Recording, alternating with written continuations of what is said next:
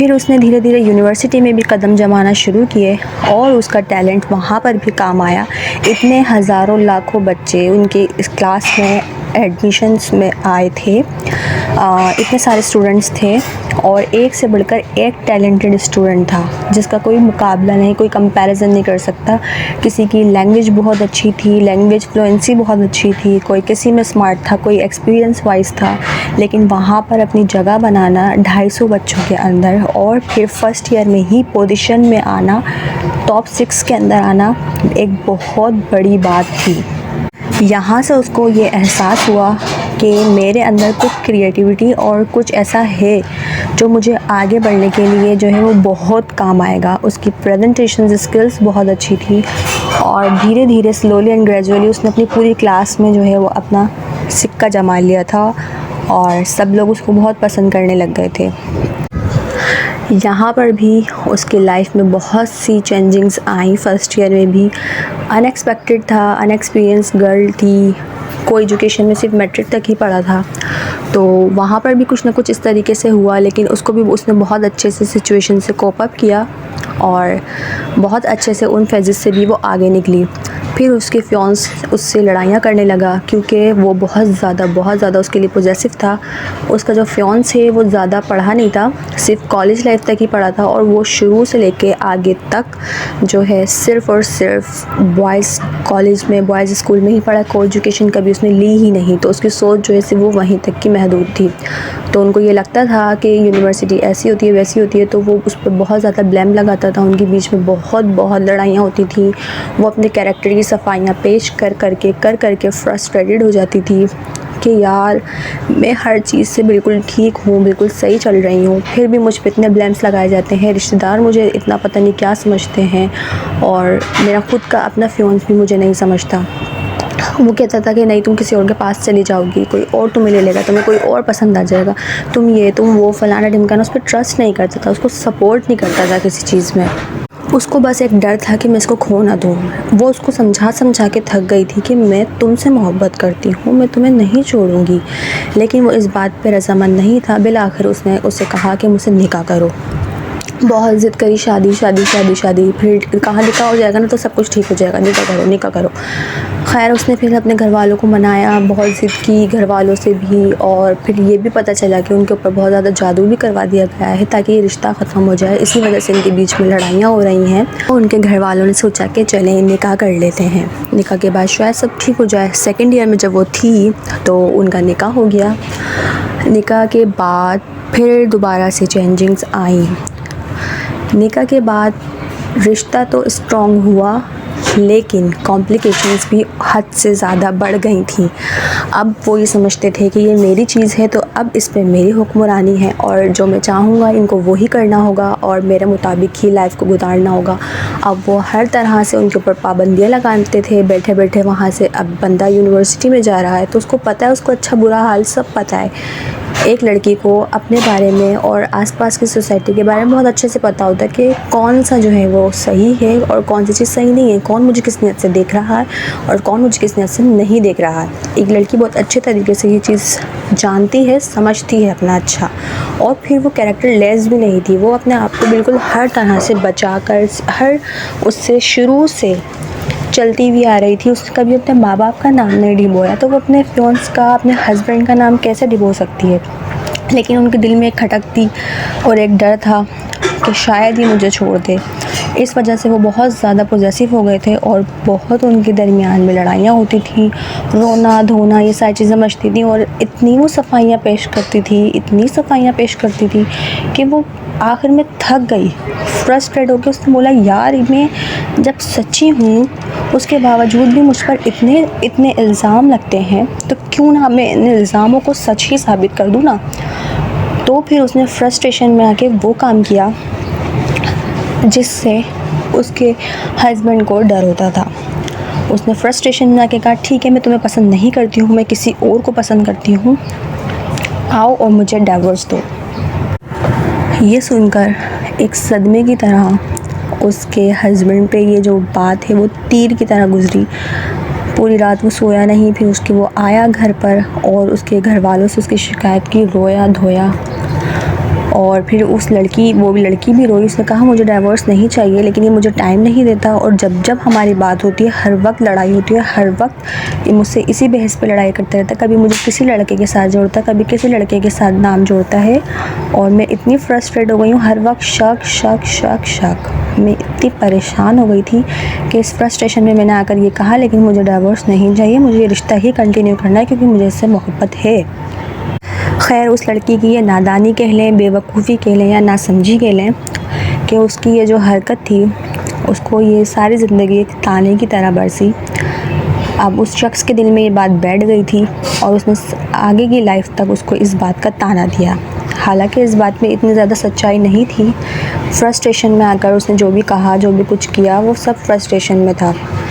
जब आप एक अच्छे इंसान को बार बार किसी चीज़ के लिए बोलोगे जो उसके अंदर नहीं है, उसकी ज़ात को हर्ट करोगे, तो वो इंसान फ्रस्ट्रेशन में आके वो काम कर देता है जो कि उसने नहीं किया होता है। तो ये सब चीज़ें जो थी वो एक फ्रस्ट्रेशन में आके थी। फिर उसके बाद उनकी शादी का वक्त करीब आया और फाइनल ईयर से पहले बिफ़ोर 2 सेमेस्टर उनकी शादी हो गई। शादी के कुछ अर्से तक तो काफ़ी सब कुछ सेट रहा। उसने अपना ट्रस्ट डेवलप करने की बहुत कोशिश की, अपना हर चीज़ उसको दिखाती, कोई प्राइवेसी वगैरह नहीं रखती थी किसी भी चीज़ के लिए।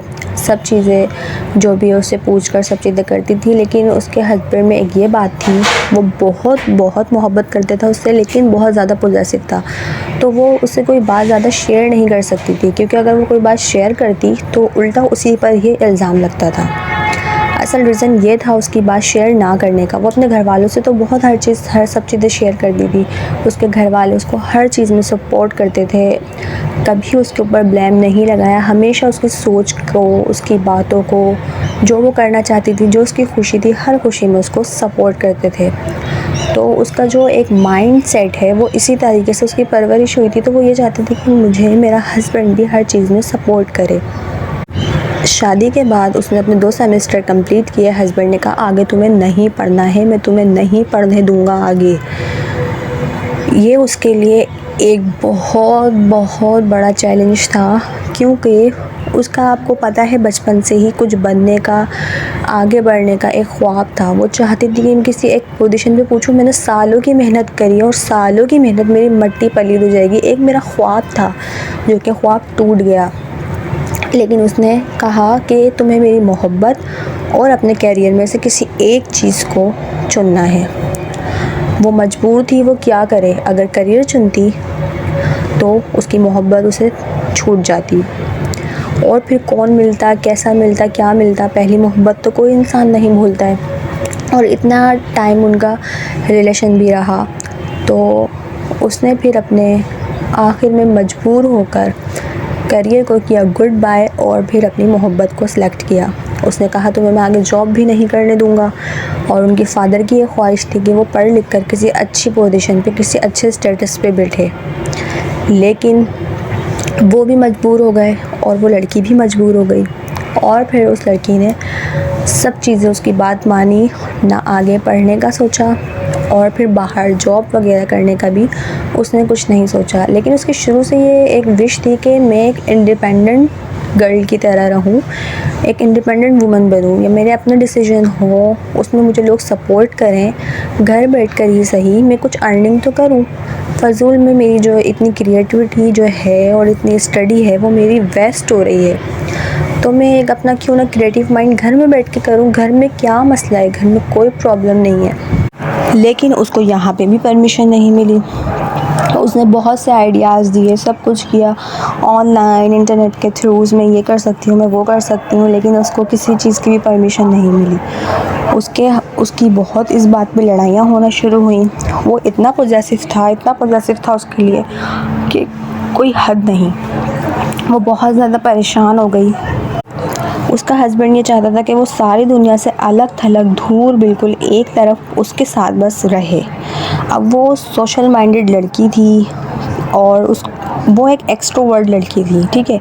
एक्सट्रोवर्ट पर्सनैलिटी मीन्स ये होता है कि एक ऐसा इंसान जो खुश मिजाज हो और खुश अखलाक हो, घुल मिल को, मेल जोल को बहुत पसंद करता हो, इजीली सबसे कम्युनिकेट कर सकता हो और अपनी हर बात दूसरे से शेयर करता हो, हंसमुख हो और हलचल वाला जो शौक चंचल होते हैं ना, वो एक्सट्रोवर्ट पर्सनैलिटी के होते हैं। और जो उसका हस्बैंड था वो इंट्रोवर्ट पर्सनैलिटी का था। इंट्रोवर्ट पर्सनैलिटी मीन्स कि आप खुद ही अपने अंदर की दुनिया अपने अंदर बना लेते हैं और सब कुछ उनके अंदर ही होता है। उनके अंदर एक अलग दुनिया होती है और वो अपने अंदर ही सारी बातें रखते हैं, किसी से शेयर नहीं करते, सीरियस होते हैं थोड़े। तो वो दोनों एक अपोजिट डायरेक्शन की पर्सनैलिटी के मालिक थे। तो वो ये कहते थे एक्सट्रोवर्ट पर्सनैलिटी को कि तुम इंट्रोवर्ट बन जाओ। तो एक्सट्रोवर्ट पर्सनैलिटी का बंदा इंट्रोवर्ट कैसे बन सकता है? उसका माइंड डेवलपमेंट हो चुकी थी उसकी और वो ग्रोथ हो चुकी थी। अब वो डेवलपमेंट से नीचे तक कैसा है? ऐसा होगा कि एक मैट्रिक स्टूडेंट को आप ये कहें कि आप वो फर्स्ट ग्रेड में आ जाओ और फर्स्ट ग्रेड जैसे ही बातें करो, ये इम्पॉसिबल था। फर्स्ट ग्रेड से मैट्रिक तक तो आना ईजी है। तो जब वो इंट्रोवर्ट वाले पर्सनैलिटी को कहती कि तुम एक्सट्रोवर्ट बन जाओ, तो वो कहता था कि मैं नहीं बन सकता, मैं ऐसा ही हूँ। तो फिर वो अपनी पर्सनैलिटी क्यों चेंज करे? सवाल ये पैदा होता है कि आप जब बदल नहीं सकते हो तो कोई दूसरा गर्ल से ही क्यों एक्सपेक्ट करते हो कि वो ही अपने आप को बदले?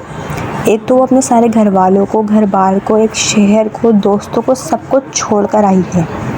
फिर आप लोगों की सोच उससे डिफरेंट है और फिर आप उसको एक आज़ाद चिड़िया को कैद कर दो कि कोई एक अच्छी प्यारी चिड़िया है और उसको कोई चोरी ना कर ले। इस मतलब सेंस में आप उसको कैद कर लो कि ये सिर्फ मेरी चीज़ है, इसको कोई देखे नहीं, इसको कोई चोरी ना कर ले, खोने के डर से कहीं ये उड़ ना जाए।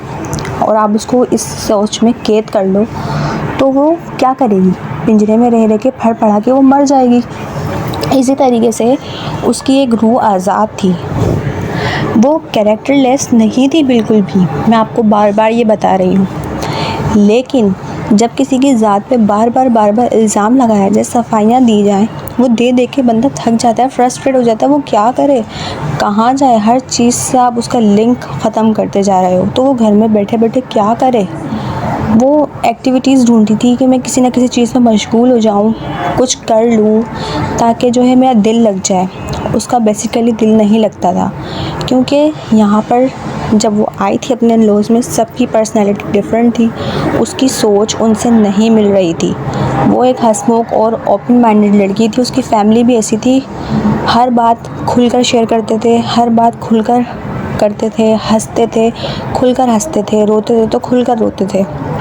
मतलब बिल्कुल एक्सट्रोवर्ट पर्सनैलिटी के मालिक थे उनके सारे घर वाले, उनके फादर, मदर, बहन, भाई, सब लोग। अब जब वो आई, वो एक इंट्रोवर्ट पर्सनैलिटी के उसमें आ गई और बहुत ज़्यादा वो डिस्टर्ब थी, परेशान थी और इससे रिलेटेड उनकी हर दफ़ा लड़ाइयाँ होती थी और फिर वो बहुत रोती थी कि वो क्या करे। अल्लाह ताला से दुआ करती थी कि अल्लाह मुझे तो औलाद से नवाज दे ताकि वो एक मैं उनको उसके साथ खेलकर अपना दिल बहला सकूं। देन अल्लाह ताला ने उसकी सुनी और उसको उम्मीद से किया। लेकिन जैसे ही वो रिलेटिव्स को पता चला, तो आपको तो पता है जादू तो वैसे ही चल रहा था, हसद जलन तो वैसे ही चल रही थी। तो जैसे ही पता चला तो उसका मिसकैरेज हो गया और उसके बाद वो इतना शदीद डिसहार्ट हुई है कि वो आपको बता नहीं सकती। इतना शदीद डिसहार्ट हुई, इतना रोना धोना, उसने बिल्कुल मरने वाली उसकी हालत हो गई थी और उसने कहा कि मैं मर जाऊंगी, मुझे मेरे घर में लेके चलो, मुझे मेरे घर वालों के पास लेके चलो। उसका बहुत ज़्यादा वो उदास हो गई थी। खैर वो अपने घर पर रही, वहाँ पर उसकी वालदा की तबीयत ख़राब हो गई उसका गम लेकर। फिर उसने अपने आप को कोप अप किया, सिचुएशन से बाहर निकाला, क्योंकि मैंने आपको बताया वो ज़्यादा देर गम को लेकर चलने वाली लड़की नहीं थी। फिर उसने को अल्लाह ताला ने दोबारा अगेन उम्मीद से किया, वो प्रेग्नेंट हुई और फिर वो कंटिन्यू रहा। फिर उसने ये कहा कि मैं अब किसी को भी नहीं बताऊंगी, किसी रिश्तेदारों को नहीं बताऊंगी। तो अल्हम्दुलिल्लाह सब चीज़ें बिल्कुल बेहतर चलती रहीं और अब तक बेहतर चल रही हैं। लेकिन बस पहले उसका जो हस्बैंड था वो दूसरी चीज़ों से लड़ाइयाँ करता था, फिर यूनिवर्सिटी की बॉयज़ वगैरह को लेकर उससे उसका नाम जोड़ देता था। जब ये सारी चीज़ें ख़त्म हो गई तो वो मुक़द्दस रिश्ते भी पामाल करने लगा, वो दूसरों के साथ उसका नाम जोड़ने लगा। तो कहने लगी क्या चल रहा है, आप मुझे इस तरीके से कर रहे हो, मेरे ऊपर ट्रस्ट नहीं कर रहे हो। पहले किसी और के साथ नाम जोड़ते थे, फिर यूनिवर्सिटी के साथ नाम जोड़ते थे, आपने कहा था वो ख़त्म हो जाएगी तो सब कुछ ठीक हो जाएगा। जब वो ख़त्म हो गई, मैंने आपके खातिर आगे पढ़ाई नहीं किया, आपके खातिर मैं आगे बढ़ नहीं रही हूँ, मैं आपके खातिर सब चीज़, अपना करियर, अपनी सोच, अपनी सब चीज़ छोड़ दी है, सिर्फ आपकी सोच तक महदूद होकर रह गई हूँ, तो उसके बावजूद भी आप मुझ पर इस तरह के दोबारा से इल्ज़ाम लगा रहे हैं, दोबारा से उस पर ब्लेम लगा रहे हैं। तो मैं आपको ये बता रही हूँ शक।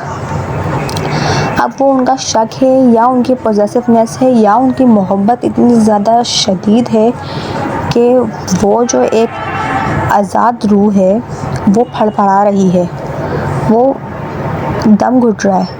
तो मोहब्बत, मैं आपको ये कहूँ कि एक ऐसी मोहब्बत होनी चाहिए जिससे किसी इंसान का दम ना घुटे। आप मोहब्बत भी जो है ना एक ज़िंदा चीज़ है, मोहब्बत भी सांस मांगती है, मोहब्बत भी जीना मांगती है, मोहब्बत भी आज़ादी मांगती है। अगर वो आपका होगा तो वो वापस आएगा, अगर वापस नहीं आया तो वो आपका कभी था ही नहीं। लेकिन आपको एक सपोर्ट करना चाहिए, इतना पॉसेसिव मत हो, इतना पॉसेसिव अपनी मोहब्बत में मत बने कि ये चीज़ मेरी है तो सिर्फ मेरी है और मेरे पास ही महदूद होकर छुप कर एक कोने में रहे, कोई दुनिया की उसको कोई चीज़ देखे ना, क्योंकि दुनिया सही नहीं है। वो मैं मानती हूँ, एक बात अलग है, लेकिन वो भी एक इंसान है, उसको भी सिर्फ एक ही दफ़ा लाइफ मिली है, उसकी भी कुछ ख्वाहिशात हैं, वो भी चाहती है कि वो खुलकर एंजॉय करे, हंसी मजाक करे, खेले कूदे, बिल्कुल मतलब हंसमुख अंदाज में अपनी ज़िंदगी जिए। अब आप चाहें कि वो किसी से बात ना करे, बिल्कुल उसमें रहे, सिर्फ आपसे बात करे, तो क्या करे बंदा इस सिचुएशन में? आप मुझे कमेंट करके ज़रूर बताइएगा कि इस सिचुएशन में उसको क्या करना चाहिए। अभी उनकी कंटिन्यू लाइफ चल रही है, तो इस सिचुएशन में मुझे बताइएगा कि मोहब्बत इतनी ही गहरी है और इतनी ही गहरी होनी चाहिए और इतना ही पॉसेसिव इंसान को होना चाहिए, और इस लड़की को क्या करना चाहिए, क्या नहीं करना चाहिए, क्योंकि वो उससे मोहब्बत करती है, वो उसको छोड़ नहीं सकती, और वो भी उससे बहुत मोहब्बत करता है, उसको छोड़ नहीं सकता है, लेकिन उनके बीच में अंडरस्टैंडिंग जो है वो एक नहीं हो पा रही है, क्योंकि वो एक इंट्रोवर्ट पर्सनैलिटी का बंदा है और वो एक एक्सट्रोवर्ट पर्सनैलिटी का बंदा है, दो डिफरेंट डायरेक्शन की डिफरेंट पर्सनैलिटीज़ हैं। अब वो एक साथ रह रही हैं, तो वो क्या करें? या आप यही और लोगों की तरह कहते हैं कि औरत को ही ढलना चाहिए उसकी सोच के मुताबिक और वो इंट्रोवर्ट बन जाए, लेकिन मसला ये है कि अगर वो इंट्रोवर्ट बनती है तो इसका मतलब ये है कि एक अपनी अंदर की रूह, कुछ रूहें कहते हैं ना, हर रूह एक पैदाइशी अलग अलग मिजाज की रूहें भी होती हैं। ये भी एक अलग टॉपिक है, इस पर भी मैं कभी स्टोरी बनाऊंगी कि कुछ रूहें पैदाइशी जो हैं वो शरारती होती हैं, कुछ रूहें पैदाइशी झूठी होती हैं, कुछ रूहें पैदाइशी सच्ची होती हैं और कुछ रूहें पैदाइशी सादी होती हैं, मासूम होती हैं। तो ये एक रूहें भी जो है ना वो अलग अलग क्वालिटीज़ रखती हैं। तो अब उसकी बचपन से रूह ही जो है वो आज़ादाना, आज़ादी और शरारती और क्रिएटिव माइंड की है। अब वो अपनी रूह को जो अल्लाह ने उसको दी है वो अपनी उसको कैसे चेंज कर ले। और इसी तरीके से वो लड़की ये नहीं कहती थी कभी कि तुम मेरे जैसे बन जाओ, वो बोलती थी बस जैसा चल रहा है वैसे चलने दो, बस हंसी मजाक करो, घूमो फिरो, लेकिन मुझ पर शक मत करो, मुझ पर ट्रस्ट करो, मुझे सपोर्ट करो, जैसे मेरे फादर मदर, मेरे सिबलिंग्स मुझ पर करते थे। तो अब आप मुझे कमेंट सेक्शन में ज़रूर बताइएगा कि आपको ये स्टोरी कैसी लगी। थोड़ी लेंदी हो गई ये स्टोरी, लेकिन ये बताइएगा कि वो अब क्या करे। आपकी राय, आपका ओपिनियन बहुत मैटर करता है। तो इस सिचुएशन में उसको क्या करना चाहिए और उसके हस्बैंड को क्या करना चाहिए और उस लड़की को भी क्या करना चाहिए। तो उम्मीद करती हूँ आपको बहुत अच्छा लगा होगा। ख्याल रखिएगा और मुझे भी दुआ में याद रखिएगा। अल्लाह हाफ़िज़।